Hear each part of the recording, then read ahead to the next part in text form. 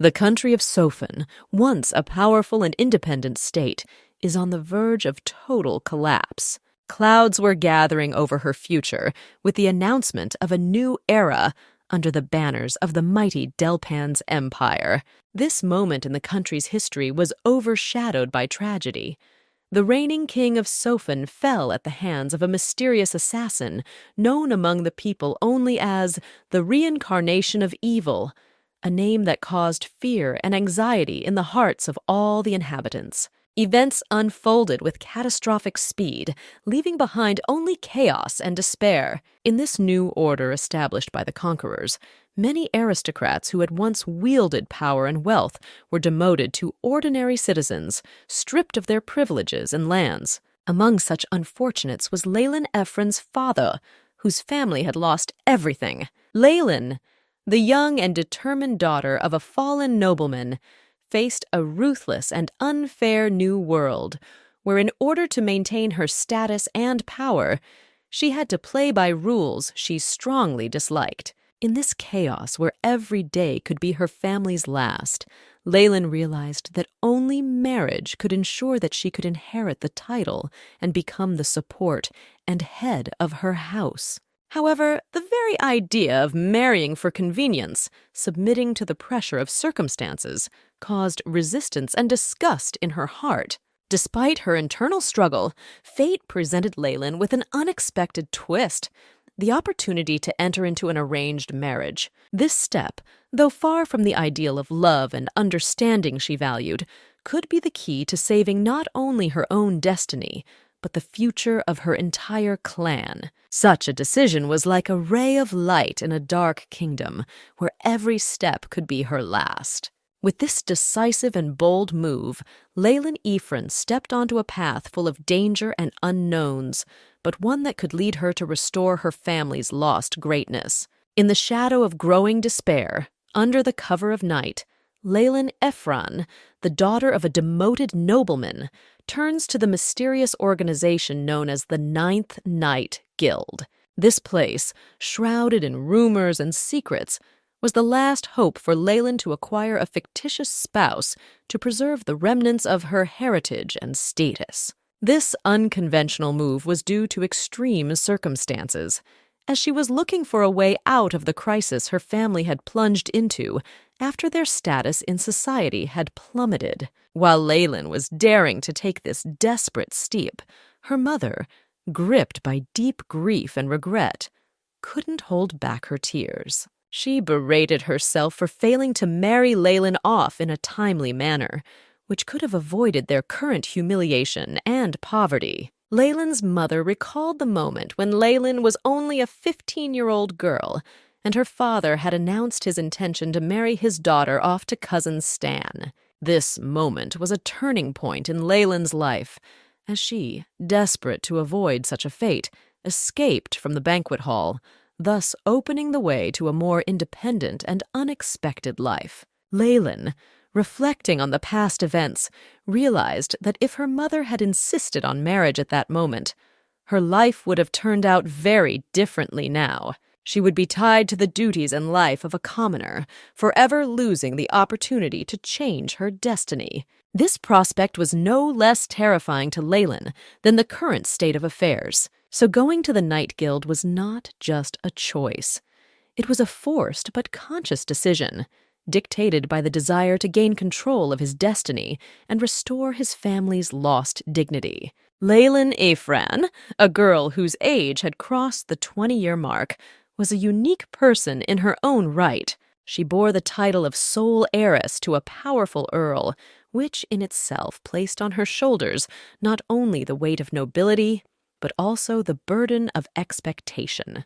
But there was something in her life that set her apart from all other members of the aristocracy: memories of her past life.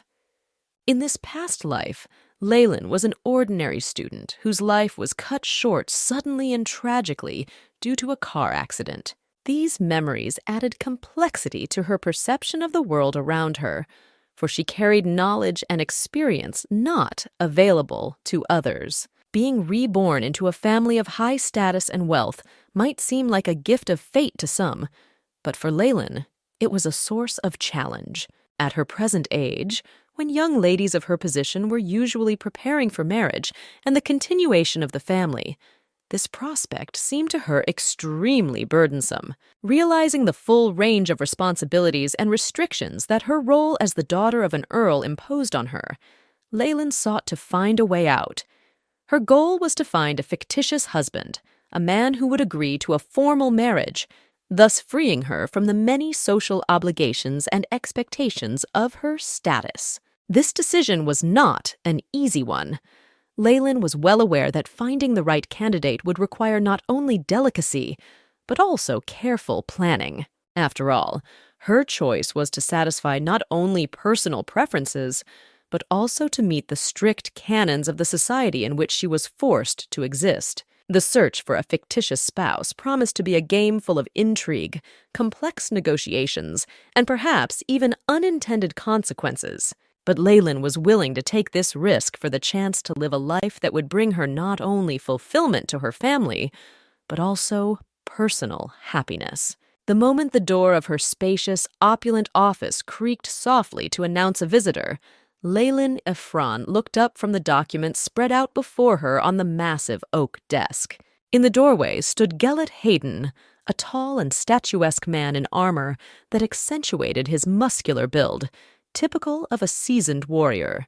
His gaze was filled with uncertainty, which was uncharacteristic of the vice-captain of their family's knights, and also betrothed to Leyland's personal maid, Sarah. Such uncertainty in Geloth's eyes was thought-provoking, for he was usually characterized by determination and bravery. Geloth seemed extremely stiff, as if he was struggling with himself before crossing the threshold and entering the room. His silence stretched on, creating an airy pause filled with anticipation. He was clearly hesitant, for the reason for his visit, he thought, might sound offensive to Leyland, something he certainly wanted to avoid. With words that struggled to find their way upstairs, he finally handed over the documents, emphasizing the urgency of solving the issue of finding a fictitious husband for Leyland. His words sounded like a warning. If Leyland didn't make up her mind, she could face being stripped of everything she valued.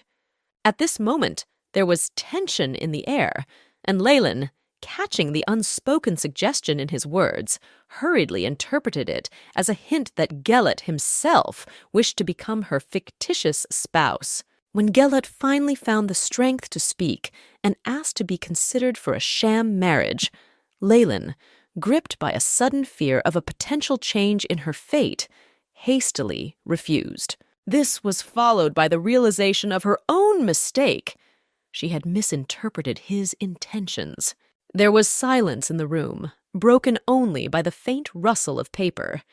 Leyland felt a wave of embarrassment, realizing how far her own guesses had led her away from the truth.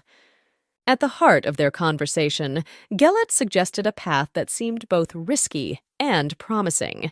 He urged Leyland to pay attention to the aristocracy of the ruling empire, who, despite all the internal storms and external threats, continued to display their power and influence. In this context, Geloth suggested using the services of the Guild of the Ninth Knight, a shadowy organization shrouded in rumors and secrets whose reputation for selling information for money was widely known among nobles and commoners alike. This very guild, by all accounts, was the spark that ignited the flames of the war that once engulfed their lands. During the tumultuous events, the emperor ordered the unconditional execution of all guild members in an attempt to extract the root of the disasters. However, like many structures struggling to survive in turbulent times, the guild was given a second chance. Against all odds, despite the cruelty of the past, it has once again opened its doors to those who seek knowledge while maintaining its ability to work at its usual pace. Geloth, eager to back up his words with action, admitted that he had sought the services of the guild to obtain information about Leyland. However, he did not go into the details of the information he received, which only increased the halo of mystery surrounding his identity. His act of buying information without even being thoroughly familiarized with it indicated the depth of his concern for Leyland's fate, as well as a certain uncertainty about the rightness of his actions. The embarrassment that swept over him after his confession made him choose to leave, leaving Leyland pondering about the proposed plan of action and what secrets she might uncover thanks to the Ninth Guild. In the very heart of the Guild of the Ninth Night, a place shrouded in mystery and enigma, documentation was found that was astonishing in its detail and precision. Among the pages, shimmering with darkness and carefully guarded, was information of such a personal and intimate nature that even Leyland herself was astonished. The description went so far as to mention even her menstrual cycle, charted with astronomical precision, including details that even she herself couldn't remember or had never thought of. This document was a testament to how deeply the Guild could intrude into someone's personal life, leaving behind only a shadow of violated privacy. Life in the Empire melted away a lot of freedom and fun. Love here was something like a free-flowing river that knew no shores or restrictions. For Leyland, however, such freedom was not so much admired as it was feared and worried. She was afraid that her fictitious spouse, inscribed in this world of free love and fickleness, might, in the first week after the marriage, go in search of mistresses, leaving her to wait for the unknown. These thoughts swirled in her head like a whirlwind, taking her far from peace and certainty. But then, amidst her dark thoughts and fears, a ray of insight flashed through Leyland's soul. She suddenly realized that it didn't matter what happened in this fake marriage, because its essence was unchanged. It was and still was just a game, a masquerade that didn't require any sincere feelings or affection from her. This realization seemed to lift a heavy weight from her shoulders, freeing her from the shackles of worry and fear of the future. She realized that her inner world, her feelings and experiences remain hers alone, and no external circumstances have power over them. Thus, Leyland was able to find peace in her heart, once again filling it with confidence and strength, ready to face any trials of fate. In the depths of Sarah's heart, swept by waves of grief and despair, one burning desire had awakened: to secure for Gelot a happy life, a destiny worthy of his kindness and tenderness. The tears sliding down her cheeks were not just drops of sadness, but symbols of the unwavering affection and boundless love she had for Gelot. Sarah, as if on the edge of a precipice, shared her pain with Leyland with an open heart, explaining that Gelot had sworn her eternal love, that she would remain the only woman he would love with all his heart, no matter the circumstances, even if their paths parted. This sincere acknowledgment was a test for Leyland, for the shadow of an inevitable choice loomed on the horizon, a choice that could change all the cards on the table. Leyland, whose thoughts were filled with resentment and anger towards Gelot for his decision, found herself trapped in her own emotions and responsibilities. She was about to face a reality in which her own future and happiness were on the scales of fate. Time ticked inexorably like sand through his fingers, taking with it the last moments before the inevitable choice.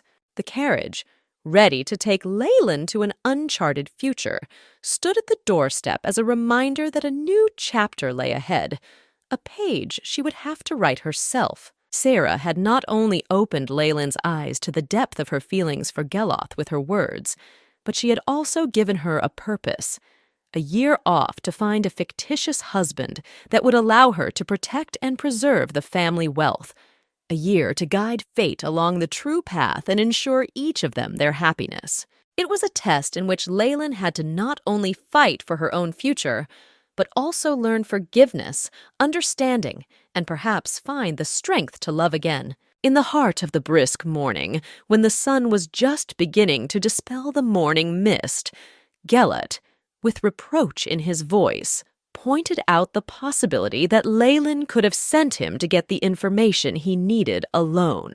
Leyland, finding herself in an awkward position, embarrassedly explained that given her own need for a fictitious consort to accomplish some unknown goal, it would be extremely strange for her to send Geloth on such a delicate errand without her presence. This dialogue revealed their relationship, where personal and business interests were intertwined in one complex pattern.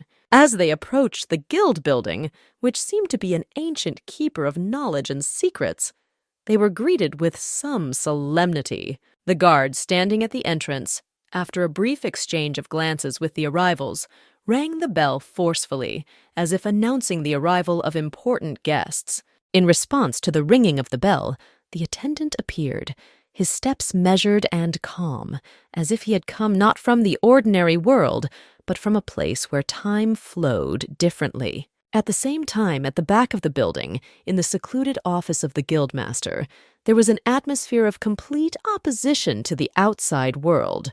The Guildmaster, surrounded by books and scrolls, sat at his desk, deep in thought. His gaze was directed at the empty spot on the shelf where his medications were usually kept. Phlegmatically noting their absence, he seemed a man for whom the slightest sound was a source of endless irritation. The medication did not seem to be able to quell the tide of his resentment, and in his heart he was ready to go to extreme measures to get the desired silence. When Leyland and Geloth, the two key figures in this story, finally reached the door of the Guildmaster's office, they could only guess at the storm of emotions that was building up behind that humble wooden door. They stood on the threshold, ready to confront a man simultaneously craving silence and irritated by the slightest rustle, unaware that their visit might have been the last straw in the overflowing cup of his patience. The moment the door of the Guildmaster's office was barely ajar, a rough voice filled with discontent and irritation came through the crack. The Guildmaster, in the solitude of his sanctuary, allowed himself the luxury of displeasure, reprimanding himself for the unexpected arrival of his guests. This explosion of indignation reached Leyland and Geloth, standing at the threshold like a wave, adding a note of tension to the already charged atmosphere of the meeting. As the couple got ready to cross the threshold of the office, they encountered an unexpected obstacle. The attendant, like a gatekeeper at the gates of a mysterious world, stopped Geloth decisively, emphasizing his status as a secondary person in this encounter. Leyland, on the other hand, being the main protagonist of their request, was let through without objection.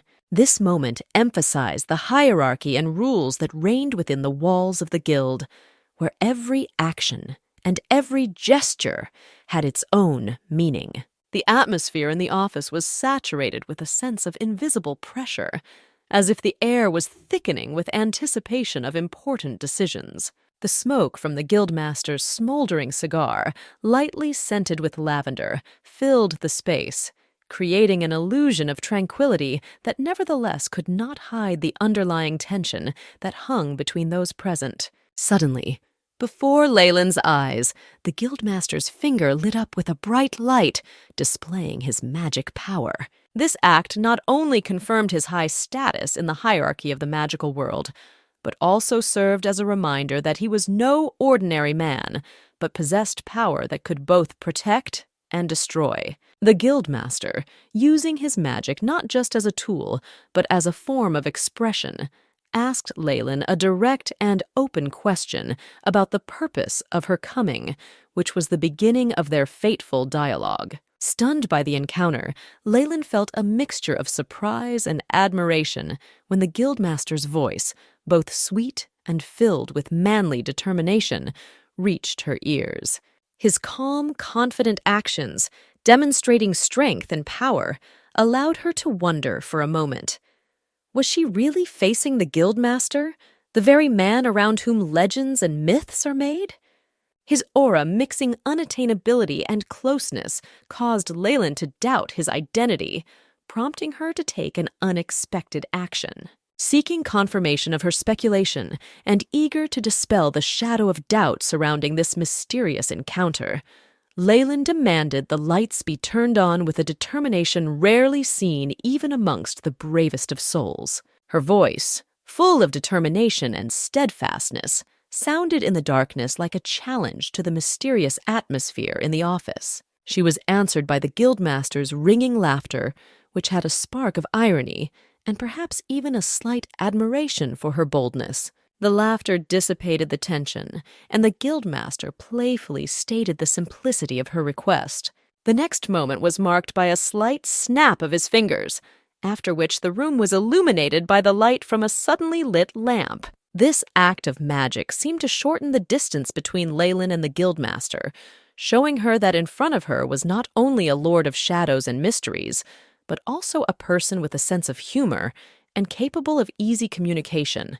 Turning on the light was not only a physical manifestation of his magical power, but also a symbolic gesture that opened the curtain of the mystery that shrouded their meeting. The majestic guild room filled the air with a special aroma of adventure and unexplored mysteries, among which the Guildmaster, whose appearance could inspire an artist to create a masterpiece, stood out especially. His handsome facial features were accentuated by a barely perceptible smile as he pointed to a chair that could hardly boast of comfort. His hint didn't require any further explanation, but Leyland, unwilling to accept the choice offered, was determined to challenge it. However, upon meeting the Guildmaster's gaze, she realized it was pointless to argue, and instead chose the bed in the corner of the room as a place to sit. The Guildmaster couldn't help but make a sarcastic remark about her choice, for even the idea that someone could find this piece of furniture comfortable seemed amusing to him. Leyland, surprised to feel the hardness of the mattress beneath her, had a hard time imagining how she could call it a bed. Her reaction only added to her points in the eyes of the Guildmaster, who was already beginning to find her a rather interesting person.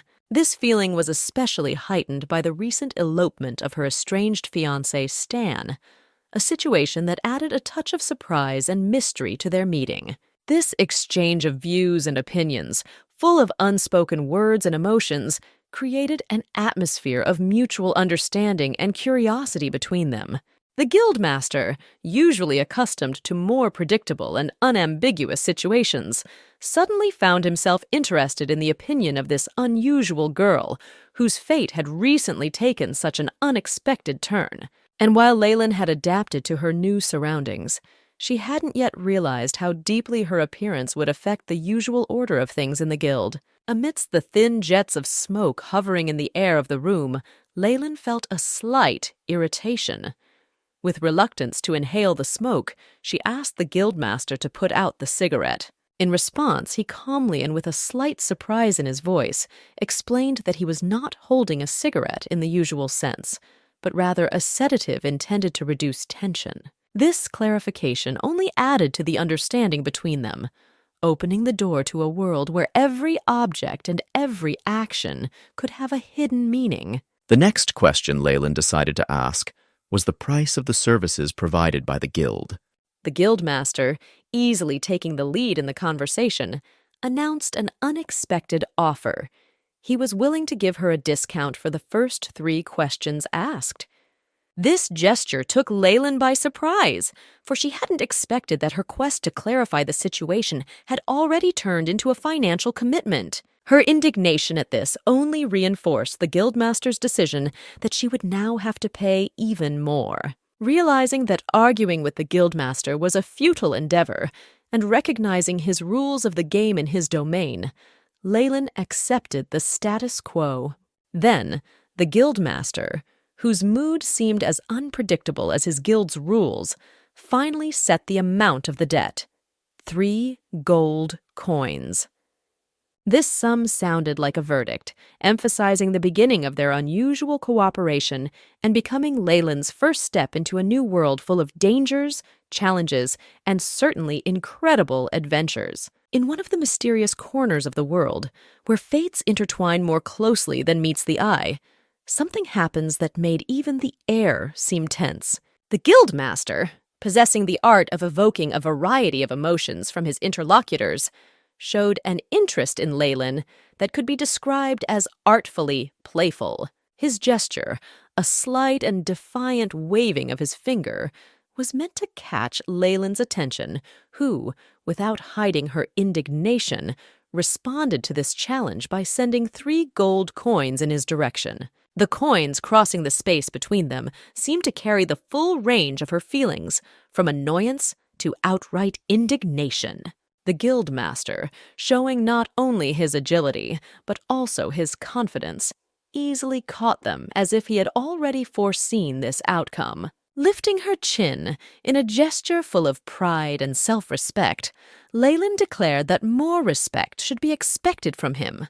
After all, she wasn't just a passerby, but an aristocrat whose position and background should have inspired a certain reverence. However, the Guildmaster, having caught the note of demand in her words, reacted with laughter.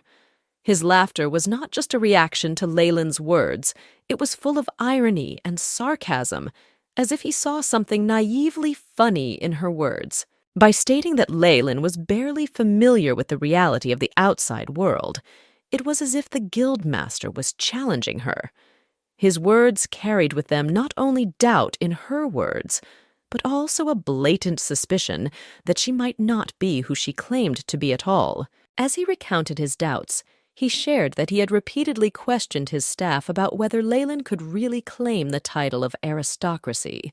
To this she, without losing her dignity, proudly affirmed her noble origin, but instead of the expected acknowledgement, or at least a sign of respect, the Guildmaster only increased the intensity of his laughter, making it even more audible and mocking. This moment, full of tension and yet genuine emotion, seemed to illustrate the complexity of their relationship, which mixed challenge, reproach, and perhaps a hidden mutual respect that had yet to be found along the way. In this tense dialogue, where every word weighed no less than a gold coin, the Guildmaster, as if playing with the invisible threads of fate, decided to defuse the situation by exposing to Leyland her own motives, which she assumed remained a secret. He accurately pointed out Leyland's reason for approaching him, the need for marriage to maintain his status and wealth.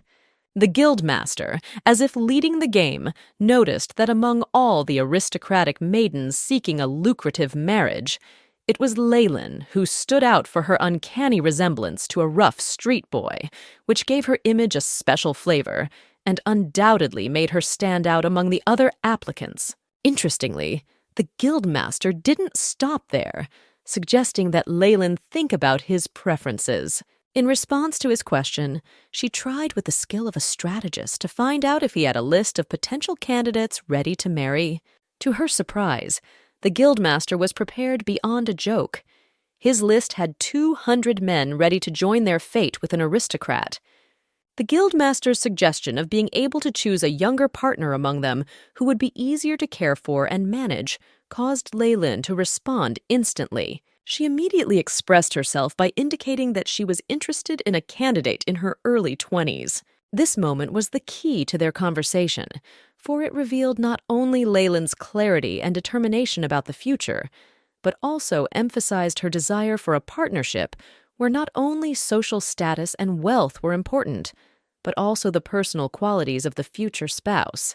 The Guildmaster, for his part, displayed not only an amazing awareness of her situation, but also an ability to anticipate her train of thought, which made their dialogue not only tense, but also extremely intriguing. A game of wits unfolded before them, where every move was important.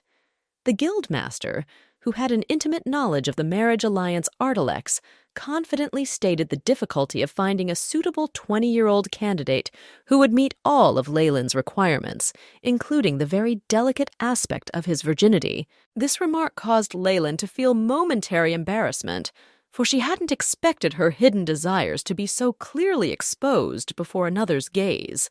Confusion, however, was quickly replaced by determination when she confirmed the importance of this criterion for herself, adding another one to her requirements. The future chosen one must have a status no higher than that of a baron. Her logic was impeccable. She didn't want to waste her precious time trying to win someone's heart or attention, especially if it involved someone of higher social status. Leyland also didn't forget to mention that many soldiers of the Empire had recently been rewarded with noble titles, implying that there might be suitable candidates lurking in their ranks. The Guildmaster, for his part, did not miss the opportunity to increase the stakes in this game, offering Leyland key information that could solve her predicament, but for the price of 3 more gold coins. This moment not only emphasized the Guildmaster's cunning and business acumen, but also demonstrated his confidence in the value of the information provided. Leyland, on the verge of making a decision that could determine her entire future life, was faced with a choice. Continue to pursue her quest for the perfect union by paying the asking price, or back off, risking missing the opportunity to find the very one who met all her requirements. In the flickering light of the hall, where every object seemed shrouded in mystery, Leyland shared her special requirements for her future life partner. She was looking for a man who did not seek power with a fervent lust for power, and who did not have a burning desire for children. The Guildmaster, wielder of wisdom and patience, raised an eyebrow puzzledly, trying to find such a person in his imagination. He gently expressed doubt that it was possible to find someone who met such unusual criteria, especially if one added the condition of no lust for power. Leyland didn't hesitate to add another condition to her request, reflecting her aversion to greed for money, further refining the search circle. The Guildmaster, whose face reflected deep understanding and at the same time bewilderment, decided to clarify one last time exactly who Leyland saw as his ideal chosen one. At this moment, as if the music had paused and all eyes inevitably focused on them, Leyland, boldly yet with a hint of shyness, looked straight into the Guildmaster's eyes. Her gaze was filled with mystery and anticipation, as if she was seeing him in his true colors for the first time. A second dragged on for an eternity before she uttered that she was looking for someone passionate, someone bursting with energy and a desire to live life to the fullest. At this moment, as if off the chain, Leyland blushed as if the rising sun would color the heavens pink. This confession slipped softly through the silence, revealing to the Guildmaster a whole new facet to Leyland's soul, revealing her true desires and dreams. At this point, the atmosphere in the room was saturated with unpredictability and a subtle sense of humor. The attendant, seized by inner anxiety and a sense of unease about the situation, suggested that Geloth, the knight waiting at the door, take a seat and rest for a while waiting for the unusual conversation to conclude. But Geloth, standing at the door like a statue, continued to wait in silence, unaware that the topics of conversation beyond that door involved discussions of male beauty and ideals. The Guildmaster, feeling confident in this situation, and perhaps even a little flattered for himself, emphasized his perfect suitability as a candidate for Leyland. But she noted with a slight smile and without a shadow of doubt in her voice that looks, while an unquestioned virtue of a Guildmaster, remained just one of the many aspects she valued. Leyland described her ideal marriage partner with very high detail and high demands. Even the bravest of hearts might not have felt brave enough to claim such a role. The discussion turned to a more serious topic when she admitted regretfully that she realized the unrealistic nature of her expectations. Leyland realized that finding someone who met all of her requirements and was willing to commit to a sham marriage seemed like an impossible task, especially in the limited time frame of only a year. This confession added a touch of melancholy to the conversation, showing that behind the bright dreams and high demands for a partner lies an understanding of the difficulties of realizing such ideals in life. In that heavy air, filled with the scent of old books and wax candles, the Guildmaster sat, staring at Leyland with a gaze full of questions. He was more than just a leader. His words weighed the weight of gold among those who served the laws and rules of the guild. With all the seriousness befitting a man of his status, he asked about Leyland's servants, wanting to ascertain their consent to the unusual proposal that could change their lives. Leyland, a girl with a fate that had long since ceased to be only her own, dejectedly shook her head in response. Her head seemed to be filled with lead, so heavy was the pressure of the Guildmaster's gaze exploring the deepest corners of her soul. The answer was simple, but behind that simple gesture were years of struggle, doubts, and dreams that now seemed doomed to melt away like morning fog. Another question followed, filled with just as much weight. Does Leyland plan to form a relationship with her future fictitious husband? She whirled her head around again, as if trying to push away the thoughts that were trying to take over her mind. There was no despair in that gesture. It was the response of a man who had long ago accepted his fate, but was still trying to find sparks of hope in it. She declared, and her voice sounded confident, as if she were standing on the edge of a precipice, ready for the final leap, that their whole arranged alliance would be nothing more than a contract. Leyland explained that her husband would be rewarded according to his status and behavior, hinting at a complex evaluation system that would take into account not only the material, but also the moral aspects of their agreement. But despite all the conventions of this contract, she promised that his remuneration would enable him to live in luxury for the rest of his days. There was more than generosity or nobility in her words. It was like a quiet acknowledgement that, despite all attempts to shield herself with walls of convention and contracts, human relationships still find a way to break through these defenses, leaving behind only questions about what really matters in this life. The moment the Guildmaster questioned the reason why a marriage should only last a year, the atmosphere in the room seemed to thicken. This question made Leyland feel as if she wasn't just answering the Order Enforcer's questions, but was under the gaze of a judge ready to deliver a verdict. Her heart raced, and her mind began a storm of thoughts and excuses. The Guildmaster, despite his strictness, admired Leyland's intelligence deep down. He was well aware that the task before her was not an easy one. To gain status in their world required not only intelligence, but also cunning, the ability to be in the right place at the right time. In particular, attending the royal banquet that was held every spring was the perfect opportunity for Leyland to show off her marital happiness. At this event, she not only had to convince everyone of the authenticity of her marriage, but she also had time to secure an heir who the Guildmaster felt might well be adopted. This move demonstrated not only her ability to make strategically advantageous decisions, but also her ability to act according to circumstances, even if they seemed impossible. After finishing his mental praise, the Guildmaster got down to business. With all the seriousness that his role could imply, he declared that it was time for Leyland to go to the capital. This step was necessary for further developments and her personal growth in the hierarchy of their society. The Guildmaster emphasized that their next meeting will be there, in the heart of political and social intrigue. With those words, he essentially kicked her out, pushing her towards the new trials and adventures that awaited her ahead. Leyland was left with many unresolved questions and challenges, but in her heart lived a certainty. No matter how difficult the trials seemed, she was willing to go through them, driven by her intelligence, courage, and, of course, hope for a better future. Leyland felt genuine excitement as she voiced her request to the Guildmaster, hoping that her words would stay between them. She worried that Gelot, whom she didn't trust, might have overheard this delicate conversation. She dreamed of a life partner who matched her idea of a hot husband, but she certainly hadn't expected her request to take such an unexpected and public turn.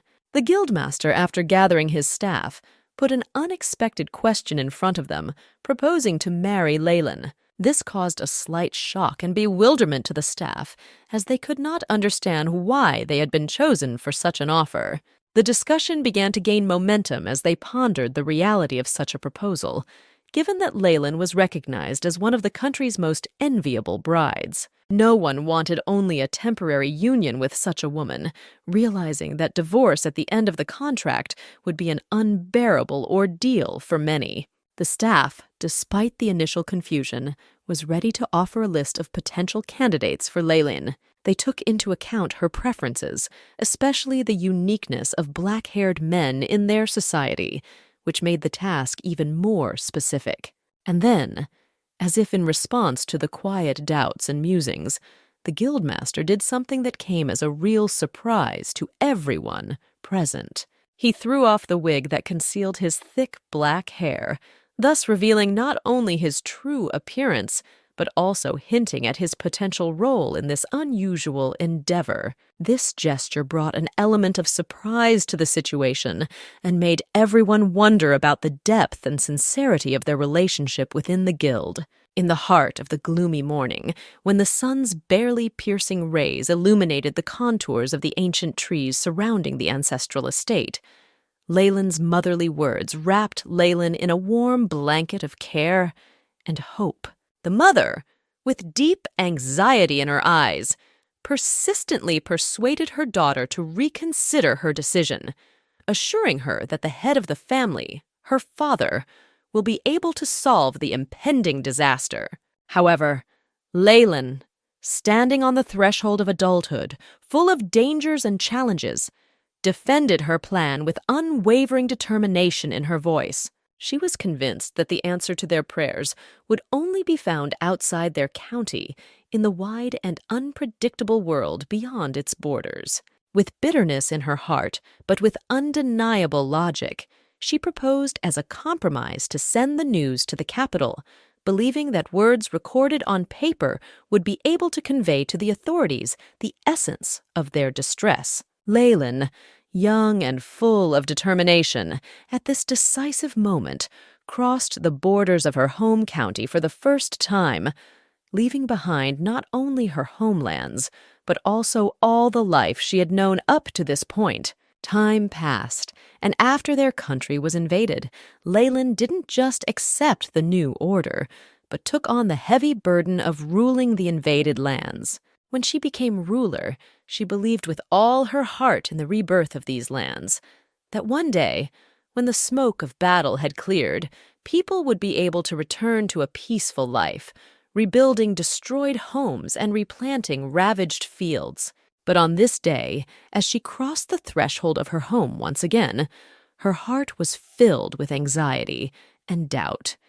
The feeling of uncertainty and impending change accompanied her every step of the way. Leylin relied not only on her courage and determination, but also on the protection of Gelot, her loyal companion and protector, who was with her during these difficult times. He, like a silent shadow, was always at her side, providing not only physical protection from possible threats, but also moral support, helping her to bear the burden of power and responsibility for the fate of an entire country. Together, they stepped into the unknown, ready to face the challenges that fate had in store for them, while maintaining hope for a better future for their people. In the meantime, the Guildmaster watched her carriage, waiting for the hour when he could reveal to her the true guise known as the Reincarnation of evil. For many versts, covered in a thin layer of dust and trampled by hundreds of hooves and wheels, the road to the capital stretched in front of Leylin and her small entourage like an endless ordeal. The sun had long since risen high in the sky, casting gold over the vast fields, when they found their journey abruptly cut short. Ahead, on a road that seemed to be an artery connecting the heart of the country with all its corners, the carriages of the aristocracy stopped in an unexpected jam. Gelot, whose attention never missed the smallest details of his surroundings, quickly figured out the reason for the unexpected stop. He informed Leylin about the rebellion raised by the local lord, resulting in tighter control on the roads.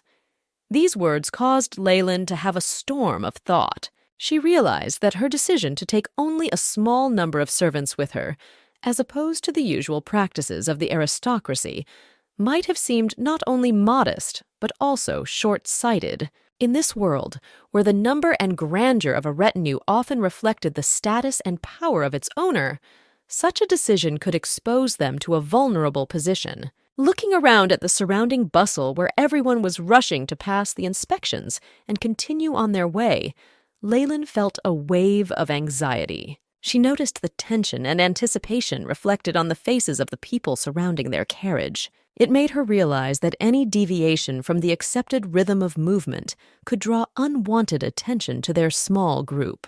Perhaps that was why, upon catching the subtle scent of impending trouble that hung in the air, Leyland urged her companions to stay out of the general flow, trying to blend in with the crowd to avoid attention. She realized that under the current circumstances, any additional attention could be the seed of trouble better kept out of their already precarious situation. Surrounded by silence, pierced only by the slight rustling of leaves and the distant sounds of the road, the travelers felt an indefinable uneasiness that was slowly but surely creeping into every crevice of their minds. Leyland, whose heart was pounding in a soft but anxious rhythm, couldn't shake off the feeling that their carriage was being closely watched by invisible eyes.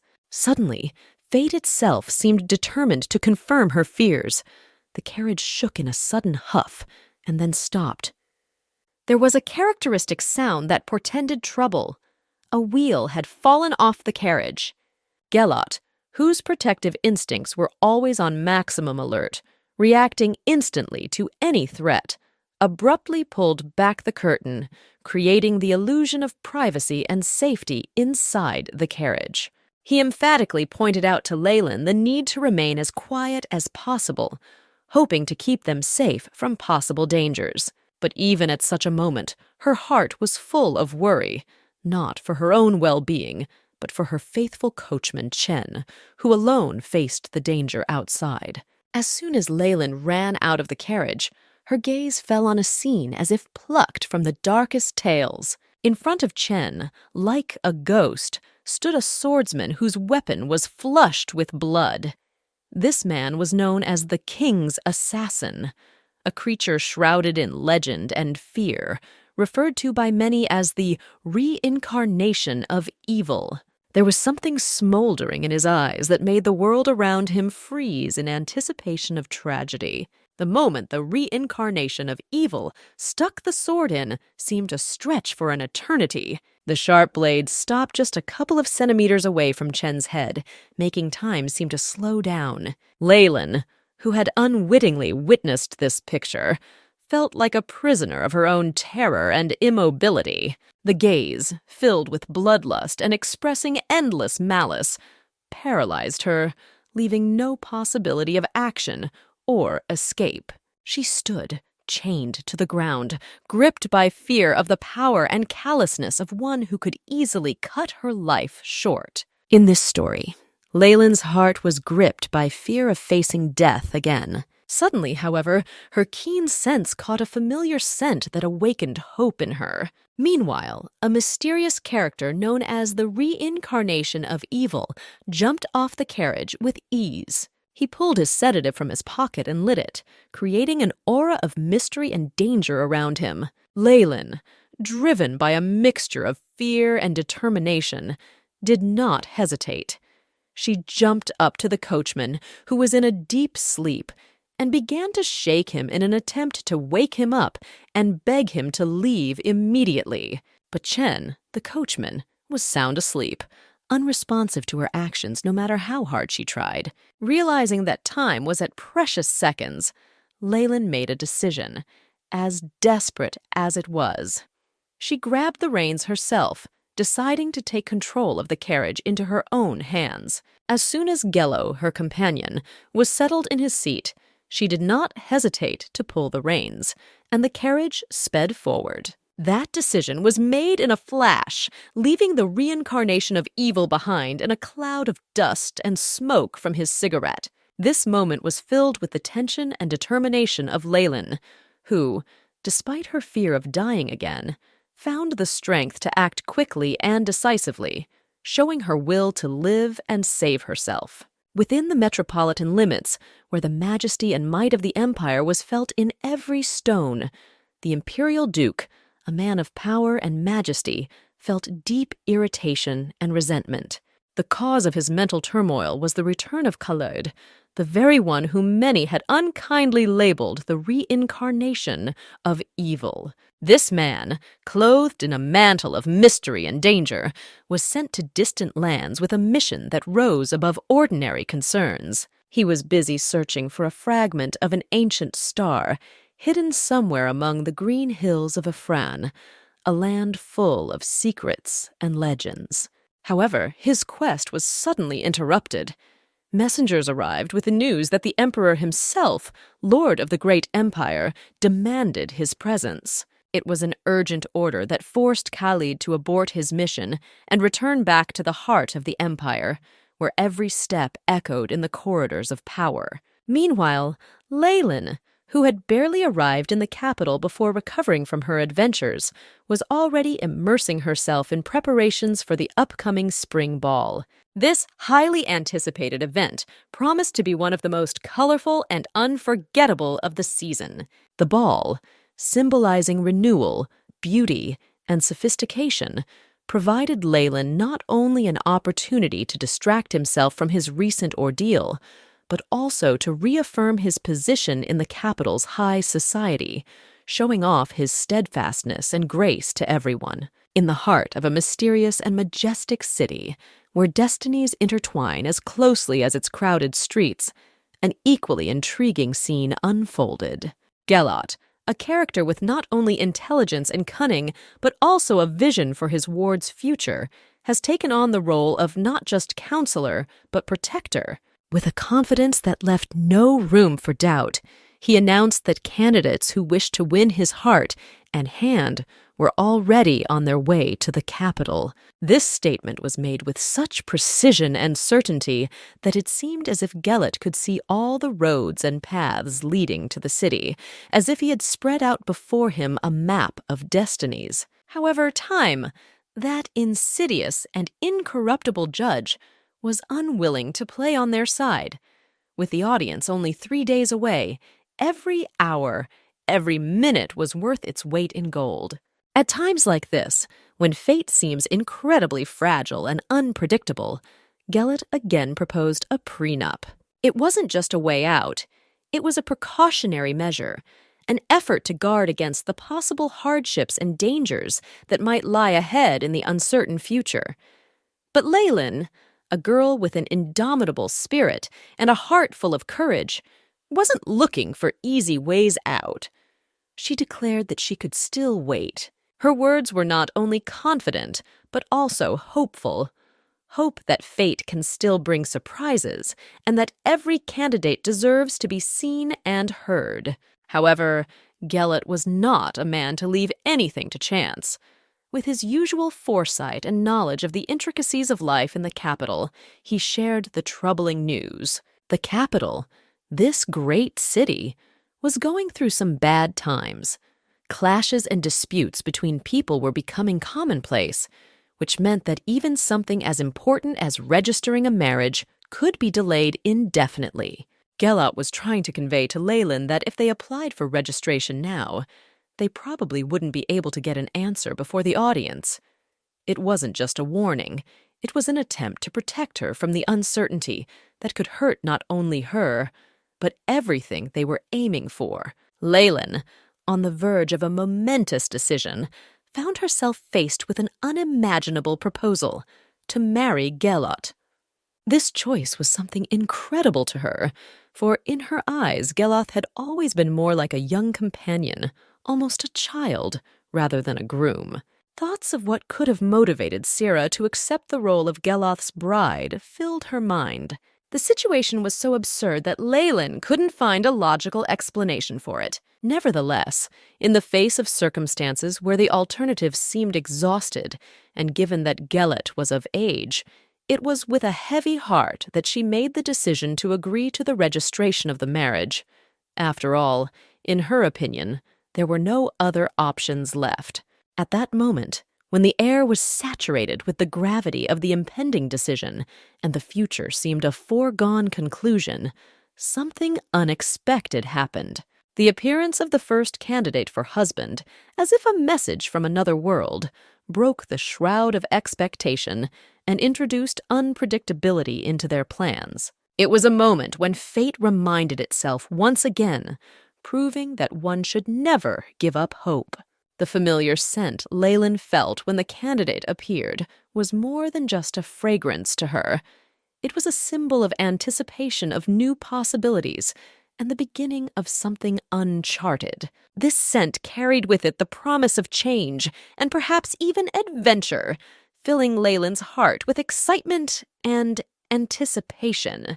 At that moment she realized that fate had not yet spoken its last word, and that the path she and Gellet had thought was the only possible path was not at all. Waiting for the candidates, against all odds, had not been in vain, and now new horizons were opening up before Leyland, full of mysteries and surprises that had only yet to be explored. The moment the tension in the air became almost palpable, Gellet felt an indomitable urge to stand up for Leyland, preparing for any ordeal that might threaten her. However, Leyland, showing her independence and fortitude, gently but firmly stopped him, turning her attention to Khalid. Her voice filled with confidence cut through the tense atmosphere as she addressed Khalid's tardiness, emphasizing that their current situation was far from ideal. Khalid, not at all embarrassed by Leyland's rebuke, reacted with a slight, almost playful smile, as if the whole situation was nothing more than an amusing diversion for him. In his hands was a folder overflowing with documents and photos of potential candidates to be Leyland's fictitious husband. This gesture, although it seemed outwardly harmless, carried a deep meaning and importance to Leyland's future. Geloth, inwardly resisting but respecting Leyland's wishes, stepped aside with a heavy heart, allowing the woman and Khalid to discuss the details without his input. His leaving was not just a physical act, but a symbol of his willingness to give in when it was necessary for Leyland's good. Left alone with Khalid, Leyland, with her usual determination and attention to detail, began to scrutinize the proposed list of candidates. Her gaze slid across the pages, thoughtfully assessing every detail attached to the candidates' descriptions. She paid particular attention to the drawings that were attached to each questionnaire, realizing that it was in these visual additions that the key to understanding each applicant's personality lay. These images reflected not only the appearance of the candidates, but also their character, interests, and perhaps even their destiny. Suddenly, Leyland realized that it was this kind of careful selection and preparation of drawings that held Khalid back, indicating his desire for perfect precision and attention to detail that was an integral part of his character. Leyland stared at the drawing of one of the candidates as she thought about it. There was something mesmerizing about his features on the paper that made her heart beat a little faster. The thought of meeting this mysterious stranger arose. A spark of interest flashed in her eyes. However, with common sense and a desire to explore all potential candidates, she decided to continue browsing. At this point, Khalid, always on the lookout for an opportunity for an extra benefit, voiced a condition that added another layer of complexity to the process of choosing a fictitious husband. For every candidate whose information Leyland decided to investigate further, he demanded an additional payment of 10 gold coins. Khalid's words about the extra payment sounded like a cold shower, bringing an element of disappointment to her enthusiasm. Leyland's agreement to these conditions was given with gravity, for she realized that despite the investment, success was not guaranteed, and rejection of a candidate could come for any reason. However, Khalid, noticing Leyland's hesitation, quickly seized the moment to boost her confidence. His words declaring that it was impossible to reject her were spoken with such conviction that they couldn't help but leave a mark. When Leyland met his words with surprise, Khalid realized that he was facing a woman who did not fully realize the depth and magnetism of her own attraction. His reaction reflected not only his professional perception of the situation, but also his genuine amazement at how sometimes the most charming people can remain blind to their own beauty and the impact they can have on those around them. As Leyland flipped through the pages of the next candidate, her gaze stopped on the file of a man with a dark past. He was labeled as a sex offender in the files. Emotions flared up in her with furious force, and unable to hold back a wave of disgust and anger, she threw the folder sharply aside. This was followed by a determined cry of rage and a promise. If she had to face him, she would not hesitate to take out a pair of scissors to defend herself and her principles. Unfortunately, the candidate's appearance was deceptive. He had attractive facial features that could mislead anyone, regardless of his sinister background. Leyland couldn't believe that a person with such alluring eyes and a flawless silhouette could hide such dark secrets. In her search for the truth, she asked if the images in the dossier were an enhanced version of reality, if they were idealized to create a false image. Not wanting to dwell on the disturbing profile any longer, Leyland turned her attention to the following file. It presented a model family man who outwardly seemed like the perfect candidate. He supported 3 families at once, consisting of different wives who, as it turned out, didn't even know each other existed. This information struck her as unusual, and a man's skill at hiding such an important part of his life from those closest to him. This whole situation built up a complicated picture of choices in front of Leyland, in which each candidate had their own unique traits and secrets. As she approached the review of the last dossier, Leyland was overcome with a sense of unpredictability. All the previous candidates had left a trace of ambiguity and excitement in her soul. However, as she turned the final pages, she saw information about a man who seemed to emerge from the shadows of the previous stories. This candidate was an ordinary baron whose age numbered only 26. His description brought back Leyland's memories of a famous chef from her past life, whose culinary talents and charm left no one indifferent. The baron was tall and apparently possessed skills that made him look like a master of his craft, capable of creating culinary masterpieces. His history did not show a single scandal, making him an exception among the other candidates. In addition, he possessed the ability to earn money, which added to his attractiveness in Leyland's eyes. However, despite all his virtues, the dossier did not have an attached drawing, leaving the baron's appearance a mystery to Leyland. Collide, her companion in this quest, opined that the first candidate would be the best choice.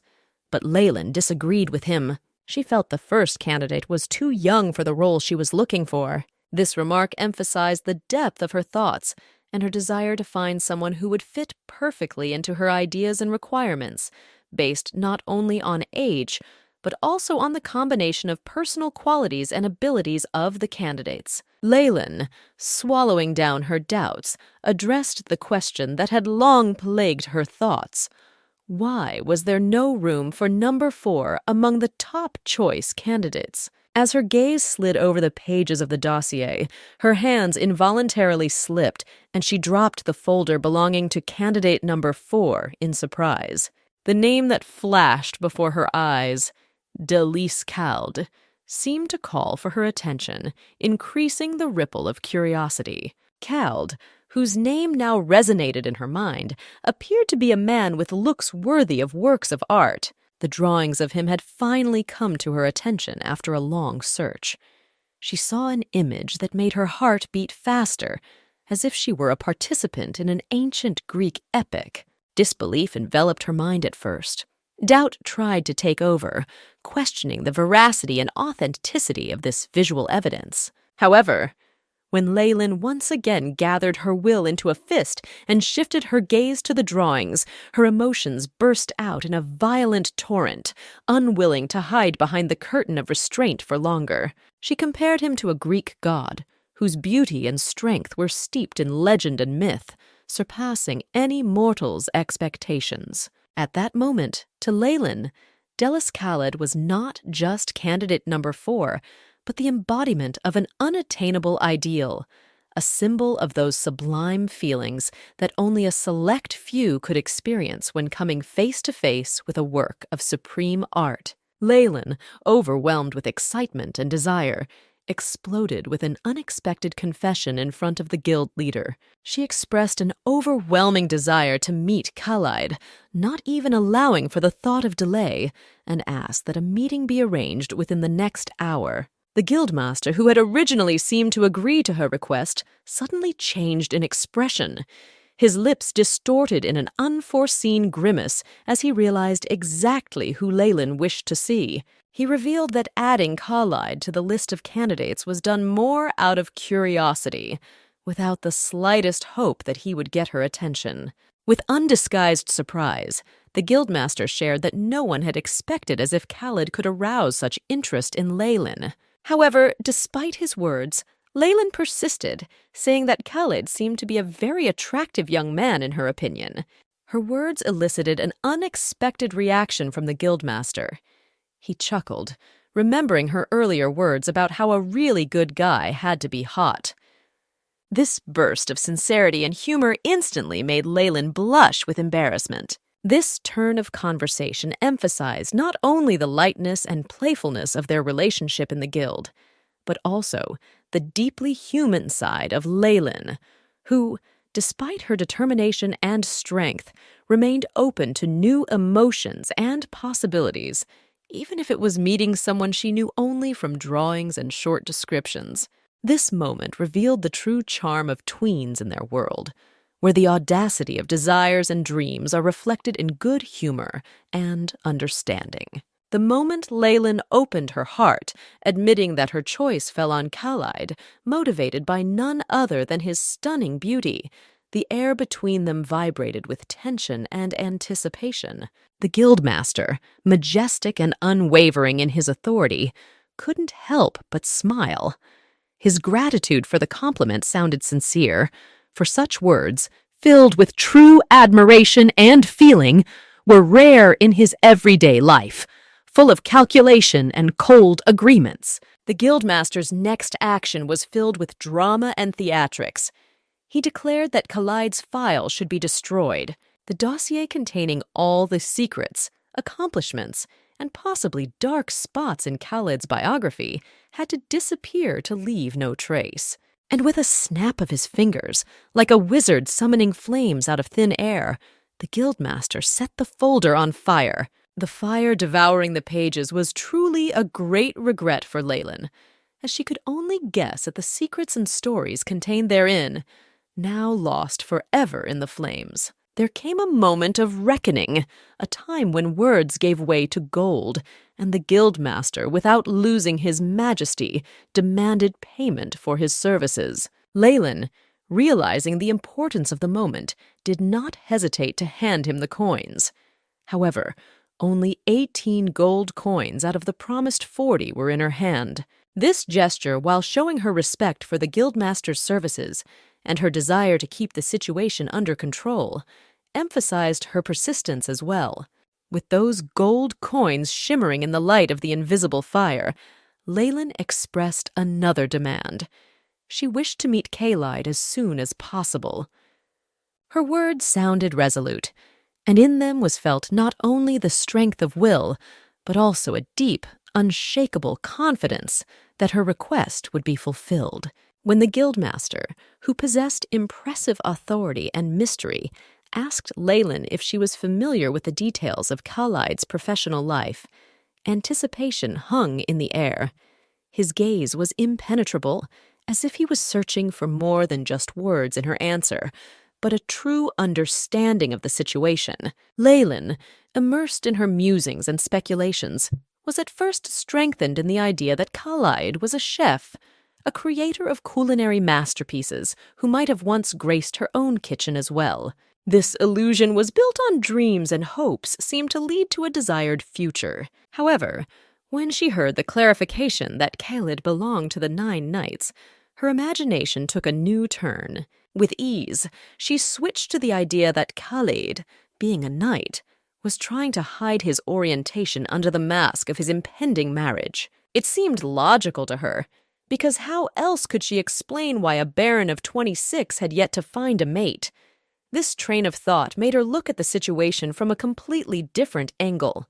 But now the conversation took an unexpected turn, and Leyland was surprised to realize that she had made a mistake in her conclusions. 9 Nights was not the name of the restaurant as she had assumed, but turned out to be the name of a guild. The discovery was like a wave washing away all her previous guesses and ideas about Kaleda. And then, as if out of the blue, came the Guildmaster's admission that he was Khalid himself. This moment was a turning point in their communication, exposing the true nature of the situation and shattering all of Leyland's previous perceptions of him. Her imagination, vigorously painting a picture of the future, suddenly collided with reality, where fantasies and speculations gave way to the truth, so unexpected and revealing the hidden facets of their relationship. As Leyland stood in front of Khalid, thoughts and conjectures swirled in her head. She remembered that the dossier she had been shown had images of a man with locks of black hair, which was clearly at odds with the blonde hair she had noticed on Khalid when they had first met. This contradiction made her think seriously about what was really behind the discrepancy. Maybe the dossier was really created based on someone's assumptions or fantasies of one of the staff members, who may not have even seen Khalid in person or was too obsessed with his power. This thought moved Leyland to think about how appearances could often be distorted by someone else's imagination, or desire to present a person in a better or, on the contrary, worse light. With these thoughts in her head, Leyland tuned in to face the ordinary, a face that would not cause her to be delighted or surprised, but just another in a kaleidoscope of familiar and unfamiliar features. However, when Khalid took off his hood, the reality was quite different. Leyland wasn't just surprised, she was amazed to the core. Before her stood a man with unusually attractive facial features that would have looked magnificent even in the gloomy light or midday sun. His appearance was far more beautiful than Leyland could have imagined based on the vague outlines of the dossier. Her heart beat more frequently, as if trying to break free, meeting not just Khalid, but someone who had an instant impact on her feelings and perceptions. At this moment, Leyland realized that the artist who created that ridiculous drawing in the dossier was far from the truth, failing to capture and convey Khalid's true beauty. She even censured him in her thoughts for such an oversight, for in fact there stood before her a man capable of making her forget everything in the world by his appearance. In an atmosphere of lightness and banter, Leyland turned to Khalid with a question that might seem unusual to many. She wondered why a man with such outstanding facial features and figure chose the path of a guildmaster instead of conquering worlds with his looks and charisma. Khalid, without losing his sharp wit and humor, answered her question just as jokingly, claiming that if he hadn't taken up the affairs of the guild, perhaps his ambitions would have gone beyond mere existence, and he would have set out to conquer the world itself, and added that Leyland probably wouldn't have minded such a development. Leyland, caught by the wave of his humor, but still remaining slightly embarrassed by the directness of such dialogue, replied that perhaps the fault for his perception of the beauty of those around him lay with the sedative that made one see the world and people in brighter and more attractive colors through the smoke. Khalid, catching the notes of flirtation in her words, picked up the game and suggested with a smile that Leyland might be hinting at wanting to be complimented on her in this way. The conversation continued, and Leyland, without losing the received pace of the conversation, moved on to a bolder and more unexpected question, that of a sham marriage. She asked Khalid if he would be willing to enter into such an alliance with her, which was a rather unusual turn in their easy flirtation. Khalid, preserving the spirit of their banter, replied, with a tone of genuine interest and graceful irony, that without such a condition she would probably not consent to pay him. This dialogue, infused with playfulness and wit, created a special atmosphere of rapport and ease between them, where every word and joke only added spice to their interaction. As they moved on to the more serious stage of their unusual dialogue, thinking about creating a contract, Khalid made a suggestion that seemed very personal to Leyland.